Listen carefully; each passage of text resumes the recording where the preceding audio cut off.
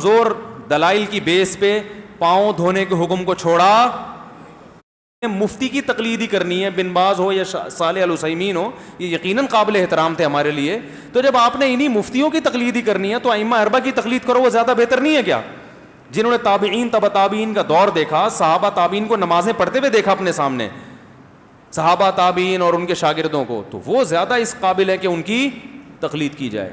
تو اس لیے یہ عام موضوع پہ مسا اگر امام نے کیا ہے, آپ کو یقین ہے اس کے پیچھے نماز نہیں ہوگی, کیونکہ نماز میں وضو بہت اہم رکن ہے اور پاؤں دھونا قرآن کا حکم ہے. تو اتنی کمزور دلائل کی بیس پہ پاؤں دھونے کے حکم کو چھوڑا نہیں جائے گا اور نماز کو خراب نہیں کیا جائے گا. بعض لوگ اس پہ یہ کہتے ہیں اس سے تو امت میں اختلاف پیدا ہوگا, امام نماز پڑھا رہے عام موضوع پہ مسا کر کے, آپ اس کے پیچھے نماز نہیں پڑھ رہے, اس سے تو مسجدوں میں جھگڑے پیدا ہوں گے.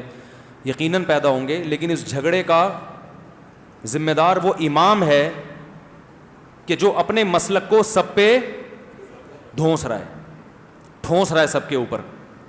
بھائی اس کے مسلک میں بھی عام موضوع پہ مسا کرنا جائز ہے نا, فرض تو نہیں ہے.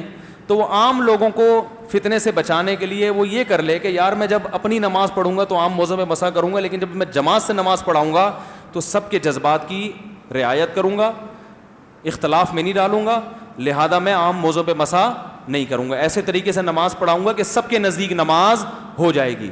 تو اگر یہ اختلاف مسجد میں پیدا ہو رہا ہے تو اس کے ذمہ دار مقتدی نہیں ہے, وہ امام ہے جو ایک بن باز کی رائے کو اٹھا کے سب پہ تھوپ رہا ہے زبردستی, ٹھیک ہے نا, وہ ذمہ دار ہے اس کا.